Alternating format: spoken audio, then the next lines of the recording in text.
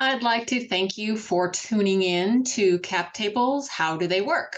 I'm Heidi Abdul, co-founder of Officio LLC, a legal and compliance company that services founders with their private funding transactions.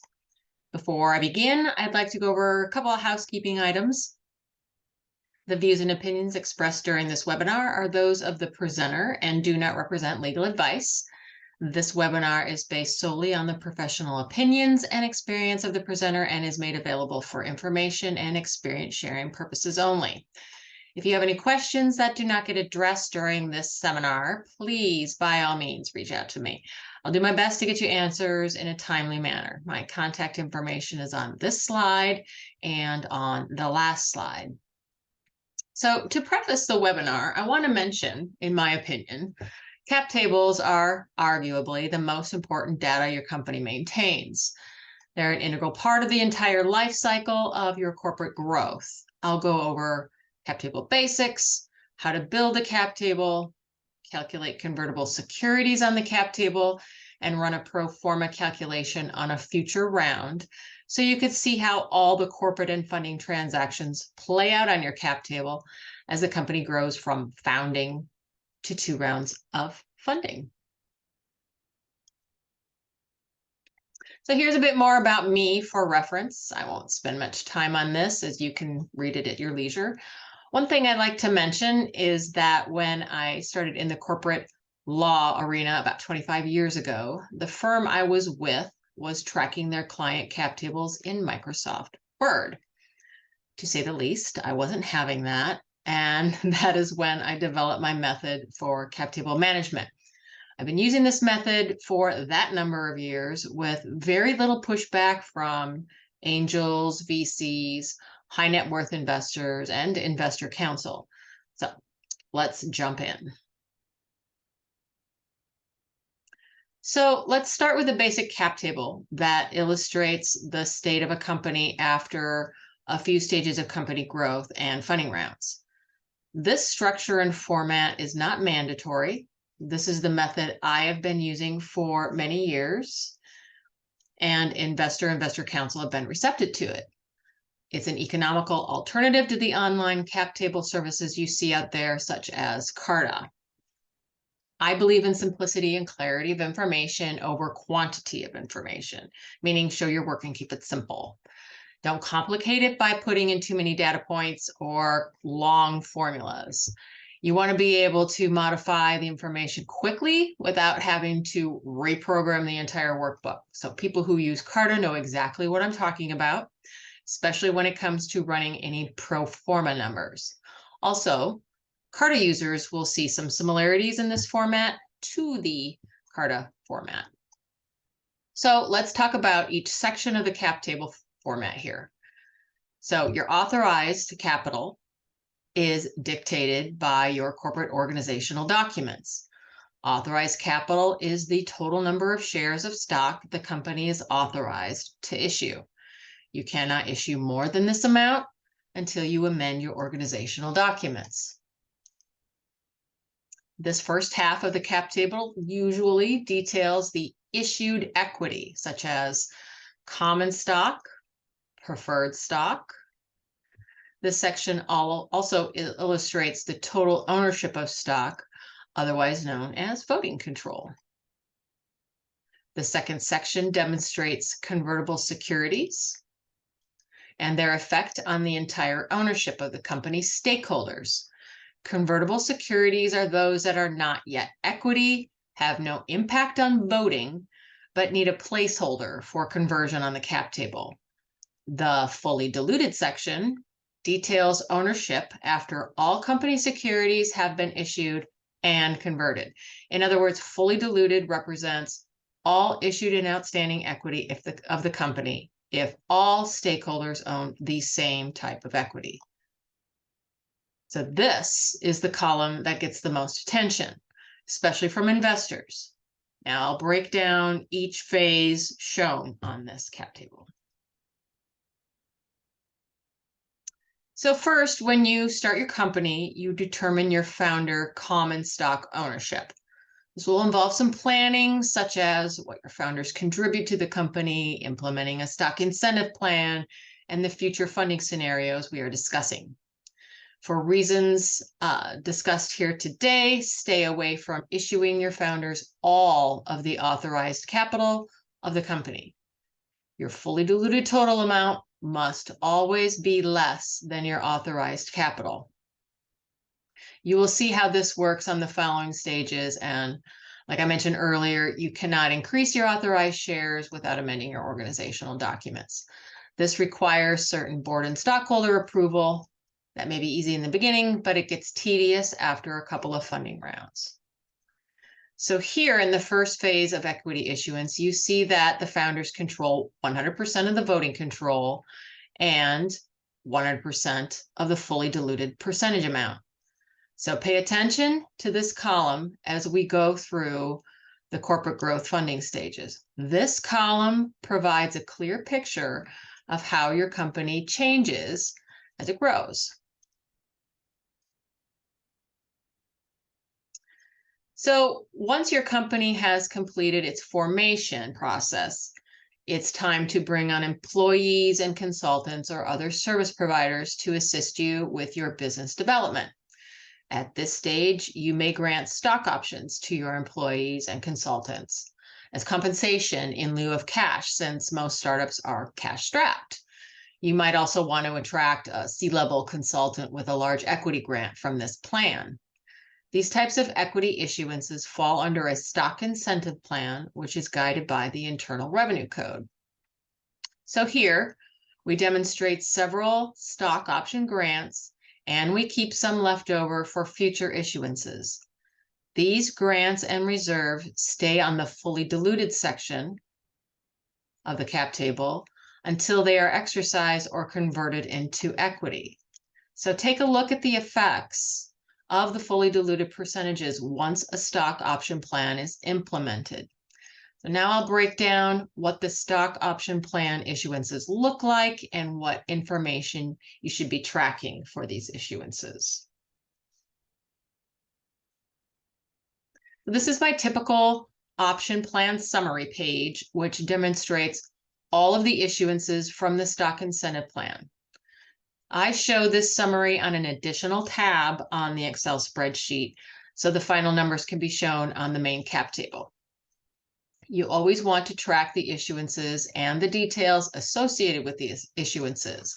So as stated before, the stock incentive plan falls within the guidance of the Internal Revenue Code for compensation to service providers. So you must track certain data. That data is the date of issuance, total number of shares, the fair market value of the date of the issuance, and the term of the issuance. So here you can also add a column that might include vesting or other details as may be pertinent to the grant. Vesting can be over time, like annually, or vest by performance milestones. There's a lot to discuss about a company's stock incentive plan, and it really needs its own webinar. So we'll just be addressing the high-level items for this cap table discussion. This lower section here, this shows the total number of shares authorized in the plan for issuance, the total shares granted under the plan, and what remains available for issuance to future service providers. These two numbers appear on your cap table in the fully diluted section.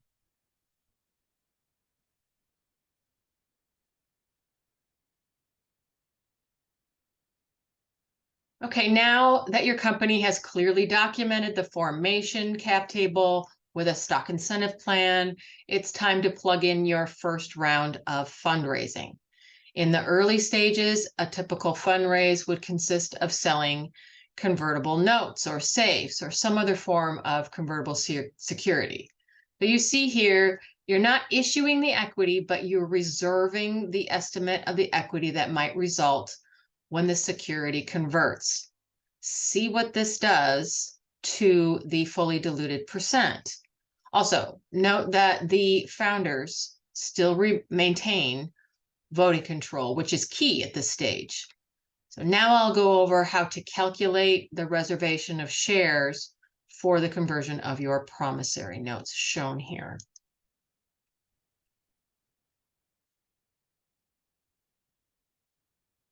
So here again, this table is an additional tab to your entire Excel workbook. So the bottom line number here appears on your cap table.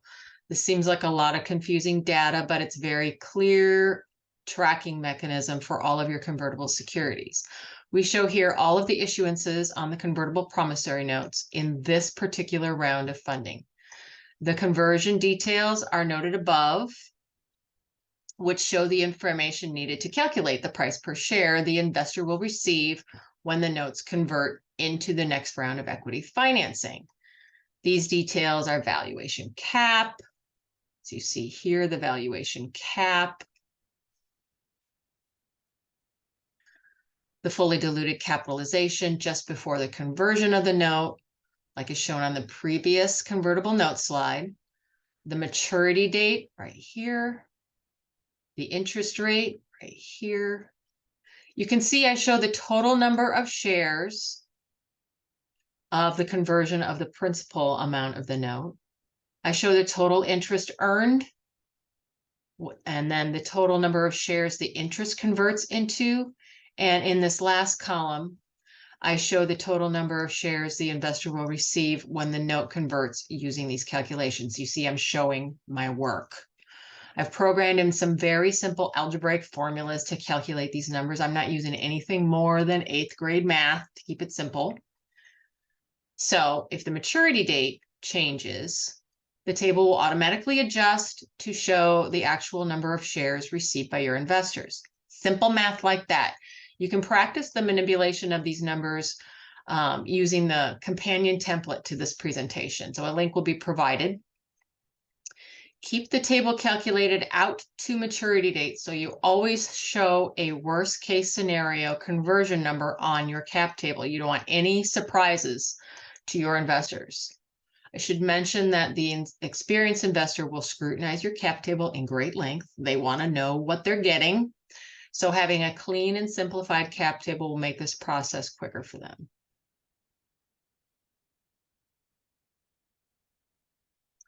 So now's the time to plug in the equity round of preferred stock. So here we're demonstrating the issuances of preferred stock, which now affects voting control. We're also showing the conversion of the convertible promissory notes you see in pink into this preferred round of funding. So see this fully diluted column. Your lead investor wants to know these numbers before the term sheet is signed. So let's go over how we arrive at this number before the round starts. The next slide will show how we calculate the projection of shares to be issued in the preferred stock round. So here's a simple calculator I use to determine the price per share of the preferred round. There are several calculations investors will throw at you. This is the simple calculation, one of many. They all get the same result. So first, you need to know how much money you need to raise. Preferred rounds are generally not oversubscribed, so you should have a solid plan of all of the funds necessary to reach your goal. The pre-money capitalization is the number from the cap table just prior to this equity round, the fully diluted number. That's the slide that shows the founder issuances, the stock plan implementation, and the convertible note round that gets plugged in here. Then your valuation is determined using financial forecasts, comps, assistance from financial professionals, or a valuation service. Then you take the valuation, you divide it by the pre-money capitalization, and you get your price per share. Then you take the price per share and you divide it into the total amount of the investment needed, and here is where you get the total number of shares to be sold in the preferred round.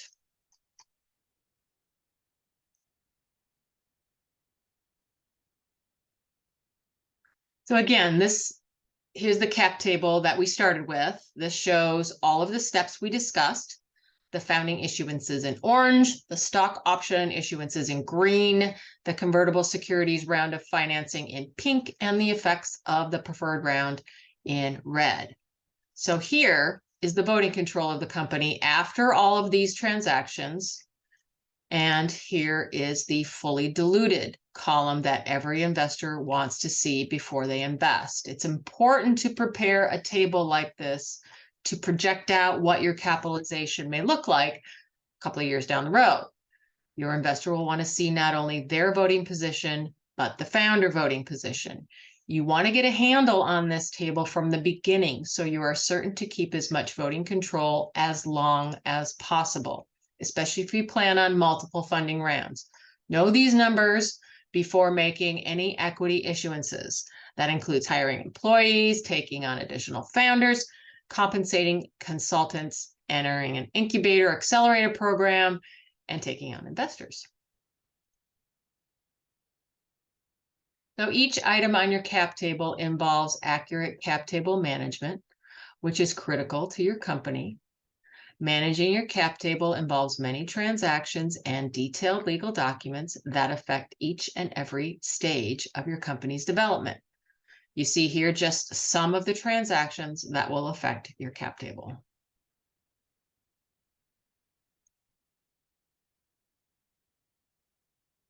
So it's important that you keep your cap table current and that it reflects all equity transactions with proper corresponding documentation.